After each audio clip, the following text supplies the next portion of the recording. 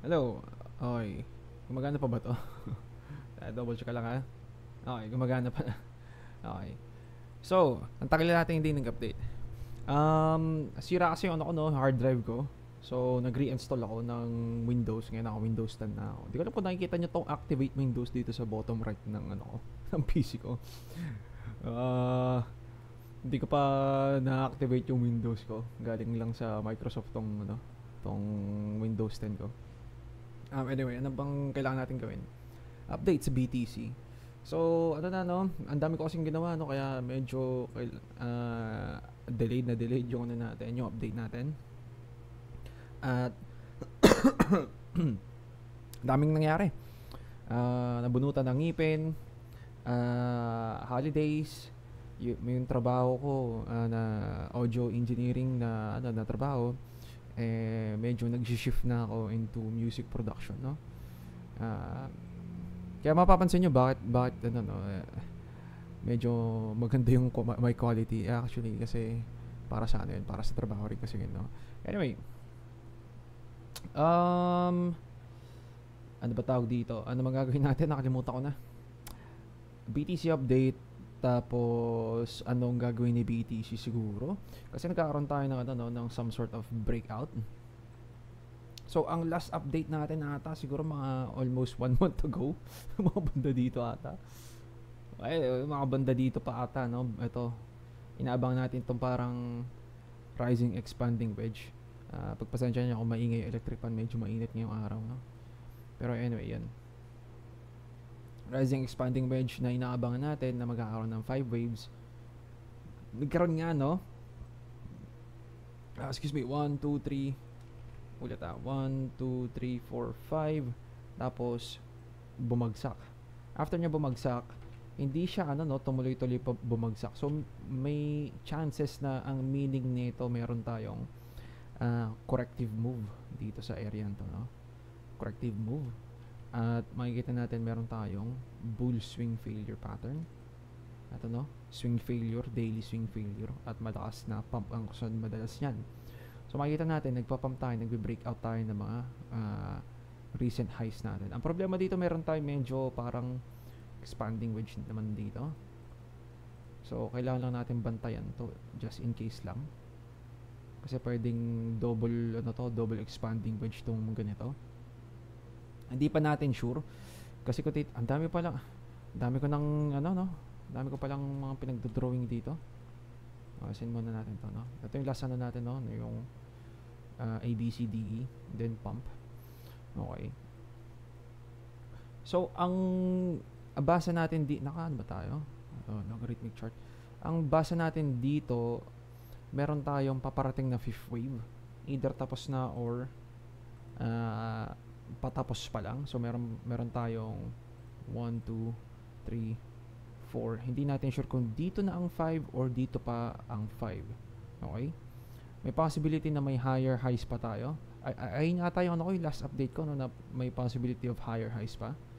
Kaso medyo matagal siya mangyayari, kung mangyari man. Kaya sakto lang, no, na medyo delayed ang update ko. Kasi ang tagal din nag-play out nito na magkakaroon tayo ng some sort of correction. At kung tutuloy pa ba siya pataas, at mukhang tumutuloy nga siya, no. So, sa loob ng fifth wave na to, may 5 waves din tayo ulit. So, possible ba na tapos na ang 5 wave counts? So, tingnan natin. Meron tayong yung leading diagonal na kakaiba, 1, 2. Possible bang dito ang number 3 at meron tayong number 4 ditong napakaliit, tapos number 5? Possible kaya? Hindi ko sure, pero may possibility ng ganon.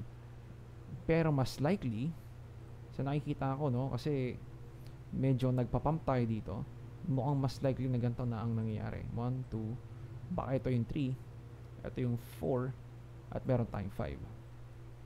Okay? Possible din na dito ang 3. Kasi meron tayong ano tawag dito? Expanded flat correction na meron tayong low, meron tayong higher high, meron tayong lower low, then pump. Mukha siyang ano, no? Mukha siyang parang puro siya lagpas doon sa mga initial natin, no? Yung high neto, lagpas. Yung low neto, lagpas. So, expanded flat correction. So, burahin ko lang siguro itong mga to. Alam na natin nagbe-breakout siya. Ayan. Yan. At ito rin siguro, burahin na natin tong expanding wedge kasi mukhang ang sinusundan nito sa ngayon etong type of move na to. Hindi ko sure hindi pa natin masasabi kasi malaki ang chance na magkaroon to ng ano, ng head and shoulders pattern. Ganyan, tapos biglang babagsak to. At etong dalawang base dito talaga, pwedeng meron tayong ganun na naman, yung parang some sort of leading diagonal na naman nakakaiba. Baka meron na naman tayong leading diagonal na ganyan. Meron tayong first wave dito, second wave, tapos biglang babagsak. Possible din yun, Pero ang kailangan natin tandaan, medyo malapit nang matapos tong bull market na to, no? Kung magpo-push up man to, at least na nakikita ko, no, mukhang malapit matapos tong bull market na to. At mapapansin din natin, Sonic na ang pangalan ni FTM pala, no? Sonic na. Ito, hindi na nag-ano, hindi na nag-pump, no? Yung alts natin parang walang galaw talaga, no? Double check lang natin, total 3 ba?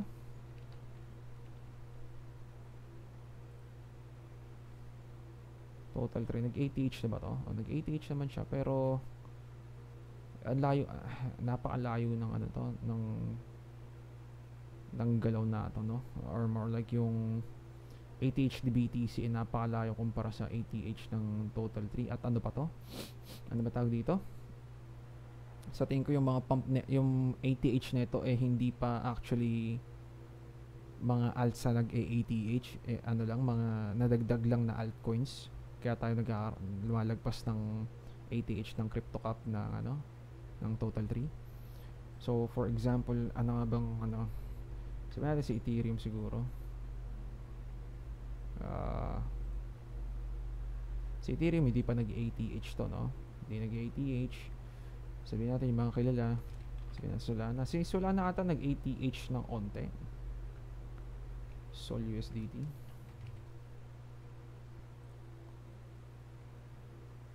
Hindi rin nag-ATH si Solana, no? Parang double top, pero possible mag-ATH to, depende sa galaw ni BTC kung mag-final push to the upside pa. Ganun din si FTM, wala na si FTM, no? Pero check lang natin kung makikita pa ba natin si FTM sa ibang dito sa crypto. Kasi nag-rebrand si FTM, no?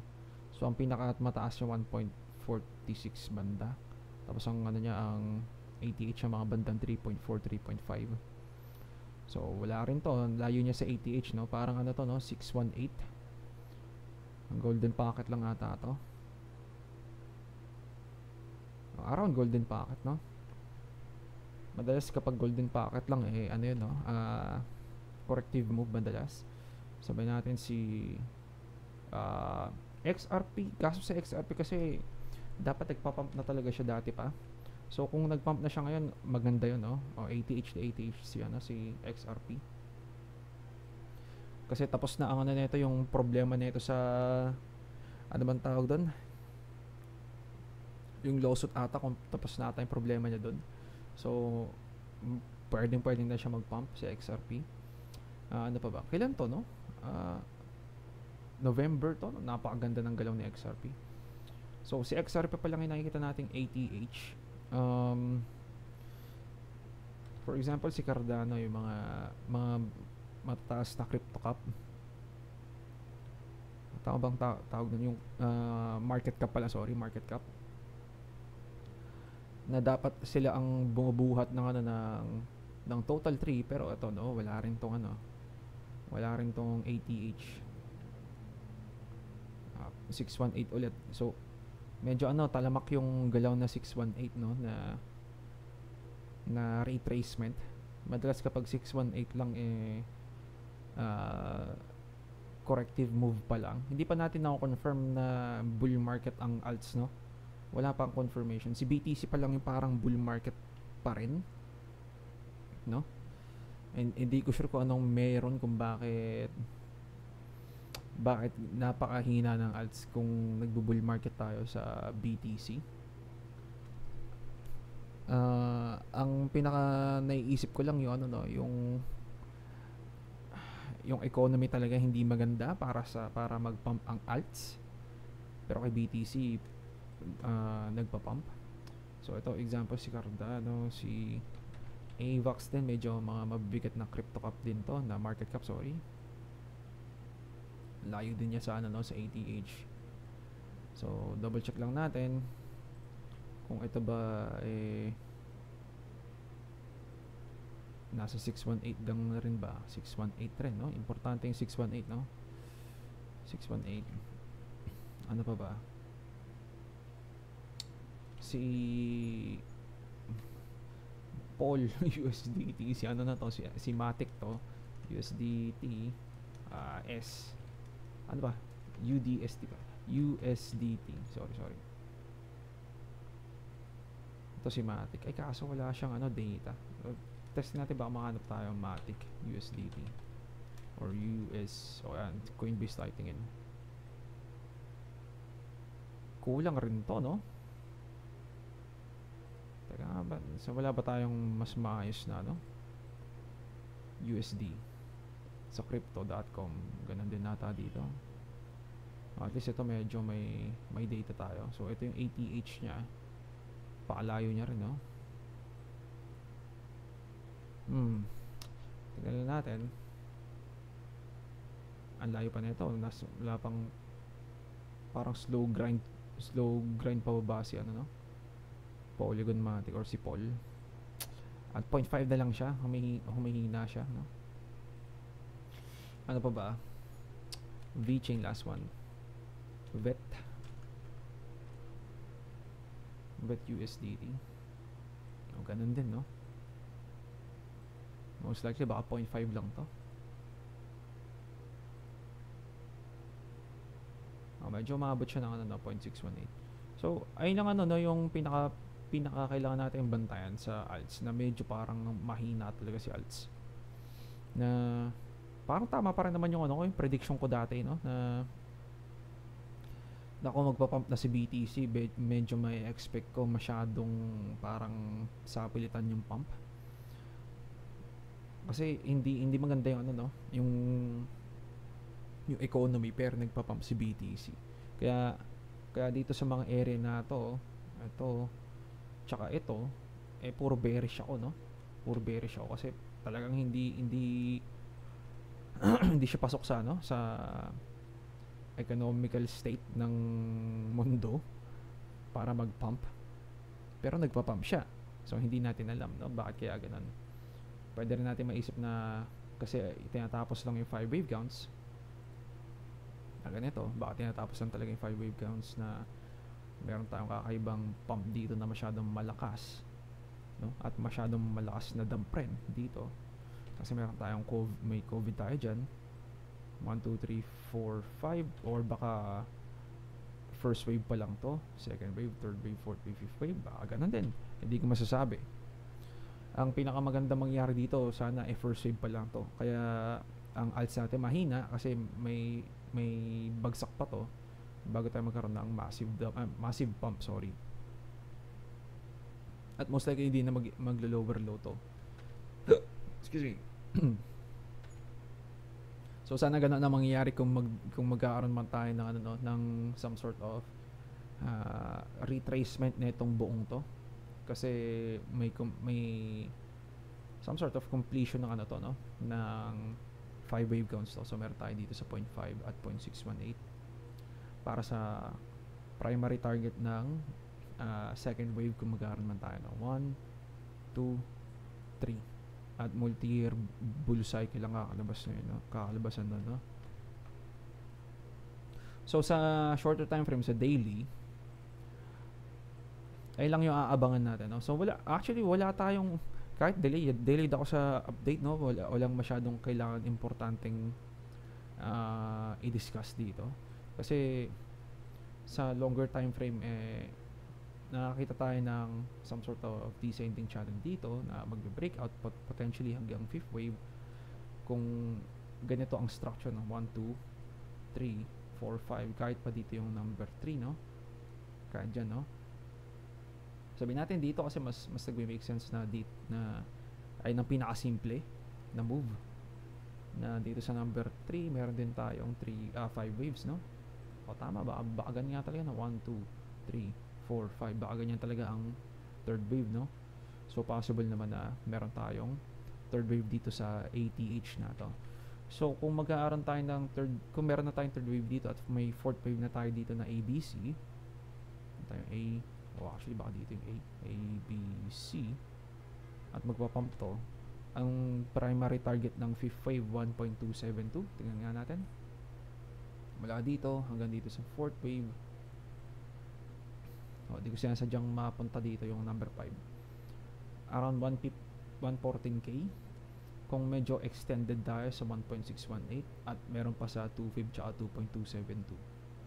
Kung matinding pump dito sa 2.618 which is 150k area, no? Pero ang pinaka primary target nito madalas dito sa 1.272. Okay? So 114k or 115k, no? Pwedeng lumagpas ng onte. So basically itong lalagyan natin ng box, malaking box to, no? Malaking box. Ito, pero madalas ang target lang ng fifth wave ito. Actually, pwede ba natin baguhin yung gawin natin, paano ko ba gawing box to? Rectangle ito. Pero ito yung primary target ng fifth wave. Kapag extended dito, no, dito sa mga part na to. Teka, zoom out tayo saglit. Sa tingin ko parang masyadong malaki itong fifth wave, no? Pwede naman umabot dito, pero madalas kamukha ng fifth wave ang first wave. So kung ganito kalaki ang first wave, mga ganun din madalas ganun din kalaki ang fifth wave, or medyo mas malaki na onte ang fifth wave. Lagyan natin bars pattern, ganyan. Sabihin natin dito ang fifth wave pala, sorry. Tama, dito yung fourth wave. Mga banda dun nga, no, na makikita natin dito sa area to. Ito lumagpas na onti sa 1.272. Baka umabot pa tayo ng area na 1.414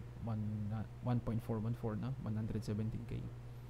So madalas ganun yung itsura, no? So yung galaw ni fifth wave, either kamukha niya ang first wave or medyo mas malaki na onte sa first wave. So possible na 1.618. Okay? Ano pa ba? Kung titignan natin sa mas longer time frame, sabihin natin 1 week. 1 week. Kung sabihin natin, kung ito ang sabihin natin kung ito ang third wave, itong fourth wave, at meron tayong fifth wave dito which is mas bearish yun. Tignan lang natin. 1.272 rin dapat ang target na ito. So kaya siguro tayo naghihirap dito sa part na to. Kasi kung fifth wave to, kung etong galaw na to macro fifth wave, nandun tayo sa 1.272 area. Okay? So eto, no, kaya may possibility kaya tayo nahihirapan mag-breakout dito kasi primary target to ng fifth wave. Hindi natin sure kung tama to, kasi para maging tama to na ito ang fifth wave, dapat ito ang third wave. Okay? Pero meron pang isa pang basa na possible na itong buong to first wave. Okay?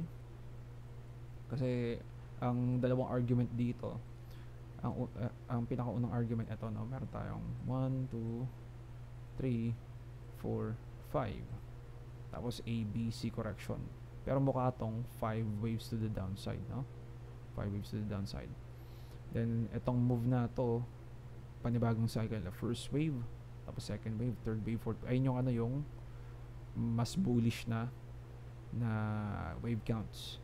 Pero kapag hindi ganito, at actually ganito pala, na ito yung dati kong basa, no, yung tipong last year na mga tipong ano pa 20 patapos pa lang ang 2023 ata yun, into 20, papasok ng 2024 ata, hindi ko sure, hindi ko na matandaan, pero ito yung dati kong basa na bandang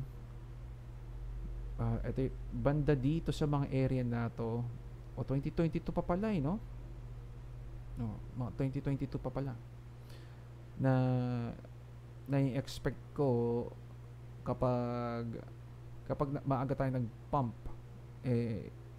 gumagawa to ng malaking fifth wave papuntang papuntang bear market ang kakalabasan, no? So possible na ganito kung maaga mag-pump to, no? So medyo maaga nga siya nag-pump sa sa personal kong opinion, pero ito yung secondary na na, or more like sa akin kasi primary to, pero maraming tao ang tingin dito talaga, no? 3, 4, tapos ito yung 5, tapos panibagong bull cycle to.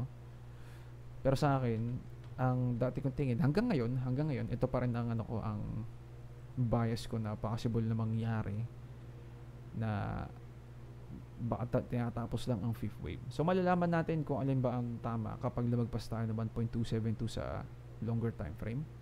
So, only way na mag-reject tayo ng 1.272 dito, only way na mag-reject tayo dito ay kapag ito yung sinusundan, no? Na 3, 4, 5. No, dito, no? 3, 4, 5. Kapag nag-higher targets tayo, medyo tumataas na yung probability. Okay, baka new cycle na talaga to. At magkakaroon tayo ng mini bear market. Na kapag ganito, kasi kapag ganito na 1, 2, 3, 4, 5 na ganitong klase, actually delikado yung na ito, itong bull market na ito, kasi pwede mag lower low to na matindi. Kahit 12k possible mangyari yun, kasi madalas tignan nga lang natin kung possible ba. 0.5 madalas ang target, so mga banda dito. Pwedeng double bottom na lang pala to, no? Pero kung malala, ito nga, 0.618, baka mag-lower low tayo. Pero napakalayo pa nun. Mga next 1 year, 2 years pa yon kung mangyari man. So huwag na natin alalahanin muna yon. Pinapakita ko lang yung possibilities kung ganito man ang gagawin. Pero para ma-invalidate tong 5 wave counts na ganito, na 5th wave lang pala to, kaya siguro tayo hindi nagpapump sa altcoins. Hindi ko rin sure, no? Possible din na first wave kasi to, kaya mahina rin ang alts. Kapag first wave, nagpapakita pa lang ng medyo palakas pa lang yung alts, pero hindi siya ganun kalakasan pa, no? Madalas sa third wave ito, at etong move na to, no? Ito yung pinakamalakas na alt season madalas. Okay? So kahit dito, no, alt season to. So kaya medyo kinakabahan ako dito sa part na to, na baka part talaga to ng malaking third wave. So ay lang yun yung concern ko. Ano ba? CDXY, SPX, nagpapampa ba to sa SPX? Nagpapampa rin siya, no? Naabot niya na yung 1.618. 3, 4. Tapos ito yung target na 1.618 area. At mag-aano ulit siya, mag-re-retry siya. Kaso ano to, no? Meron tong head and shoulders pattern, kumbaga. Medyo dumi ng chart ko, no? Ito. Meron tayong shoulder, meron tayong head, meron tayong shoulder, meron tayong some sort of possible na neckline dito, ganyan. Hindi natin masasabi hanggat hindi ito nagre-reject, possible pa rin mag-breakout to, no? So ayun nga, no, kapag fifth wave, umaabot yan hanggang 2 fib, 2.272 hanggang 2.618, no? Possible na lumagpas-lagpas pa yan. Okay, CDXY, tingnan natin saglit. CDXY, sinusundan niya pa rin yun, no? Itong hula line ko. na baka ganito ang mangyari. Sinusundan niya yung hula line ko. Yan. So, medyo hindi natin masasabi, pero kapag nakita natin mag-ATH to si DXY, kalalabasan lumalakas tang matindi si dollar at aabang ng potential recession na tayo mga tao, or baka baka talagang lumilit yung yung demand para sa mga risk on, kumbaga, kasi tinatago lang yung pera. So hindi natin masasabi, hindi natin sure, wala 100%. Sa nakikita natin sa data, si Samuel kunwari, kaso parang walang ang taas pa rin niya, no? Ang taas pa rin niya, pero hindi pa naman siya, isang beses pa lang siya na breakout ng ganito. So meron tayong some sort of false breakout dito, bumalik tayo sa ilalim. Ang tanong dito bakit hindi pa rin ito bumababa? Pero ganun din naman nangyari sa past data, no? Medyo tumagal tayo dito. Tumagal din tayo dito. Medyo tumagal rin tayo dito sa mga to, no? Pero ito parang masyadong matagal to kumpara sa mga past data. So parang may sinasabi tong na parang pa-recession tayo, na parang hindi, no? Ano pa ba?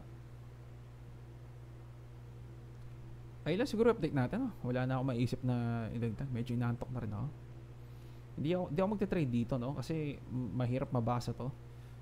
Maraming nuances, kumbaga, yung possibility na pwede mangyari na gantong basa, ganyan ang basa. Pero ang masasabi ko, sa lahat-lahat ng impulse wave theory natin, etong move na to hindi natin mapagkakaila sa RSI. Meron tayong malaking bearish divergence. Okay? So sa bearish divergence, pwede pa rin mag-pump to. Na gumanto pa ulit, tsaka pa lang babagsak. Gumanto pa ulit, tsaka pa lang babagsak. Pero lower high pa rin to, higher high pa rin to. Okay? So yung possibility na meron pa tayong 1, 2, 3, 4, 5 hanggang 115k, 114k ay possible pa. Pero doon natin makikita yung alts na medyo mahina pa rin. So kapag pumasok pa rin to nag-breakout pa rin to ng ATH at tigil tayo sa 115k area nang hindi pa rin nagpapump ang alts, may isip natin talaga na tinapos lang ang fifth wave nito, or baka nga yung first wave pa lang to, no? Expect tayo magdudugo yung alts ng matindi sa tingin ko, kasi ang resistance nila nasa 618, no? So for example, kung kunwari ito yung alts, no, kunwari lang tatamad na kasi pupunta na doon maghanap ng altcoins. So kunwari ito yung ATH ng alts, bumagsak at dito lang siya pumasok, expect natin meron pang isa pang ganun pabagsak na ganito ang alts, no? Or kung mas maganda, kung hindi ganun kalalim ang ibabagsak ni BTC, ang alts most likely baka meron tayo first wave, second wave, pero yun nga, delikado yung mga double bottom doon, tapos the third wave si alts, no? Ay lang gusto kong babantayan nyo kung mag-check man kayo ng alts, no? Kasi eto nga, hindi natin mapagkakaila, meron tayong malaking bearish divergence. Sa daily rin meron yan. Bearish divergence, ito high, lower high. Ito hindi pa natin nakikita, so possible na burahin ko lang ito para makita natin mas maigi. Pwedeng lumagpas ulit to dito, pero lower high pa rin to. Ganyan. Tapos ito higher high, bearish divergence pa rin yun. Kahit sa monthly ata, meron ata tayong abang na ito, no? Pakita ko lang sa kita. So makikita natin dito sa buong history ni BTC, meron tayong trend line of RSI. Okay, so etong move dito, possible to. dumikit dito bago tayo bumagsak. So kung meron man tayong extra pang push to the upside, napakaliit na lang. Ito na lang, no? Napakaliit na lang. So possible lang ba ito na 115k, 130k, no? Or yung the best, yung 150k. Pero hindi ko masasabi, hindi ko sure kung aabot pa ba ito ng 200k area and above, no? Siguro ang maximum nito na best case scenario ay 150k. No, yung minimum sa tingin ko, minimum na extra pang push to the upside ay 115k. Kapag bullish, no, kapag bullish. Pero pag hindi na bullish, etong ATH na to, baka ito na yung yung final push to the upside. So inihintay ko lang yung confirmation kung magkakaroon pa to ng yung lower low na inaabangan ko. Kasi para ma-break yung structure na ito, kailangan magkaroon tayo ng lower low dito. Lower low dito. Kaso layo pa nito, no, 80k. Lalo na kapag nabagsakan natin tong 72k. Kapag nabagsakan natin to, mataas yung probability nagkaroon na tayo ng bear market na ganyan. Kasi overlapping na to. Nakalabas meron tayo 1, 2, 3, 4. Tapos kung magfa-5 pa to na dire-diretso pero bumabagsak tayo dito sa number 3, invalidated yun. So most likely babagsak na siya. Okay, so ayun lang i-update natin. Pasensya nyo na ang tagal update na to, no? At ang daming kong kailangan gawin sa buhay. At sira pa yung hard drive ko. So kinalabasan, naka Windows 10 na ako. Kaya double check ko nga. Mali itong nabuksan ko. Hindi pala pinapakita dito sa recording yun, no? Yung activate Windows 10. Parang gano'n, no? Pero anyway, ayun lang, no? Ingat trades. GG's boys.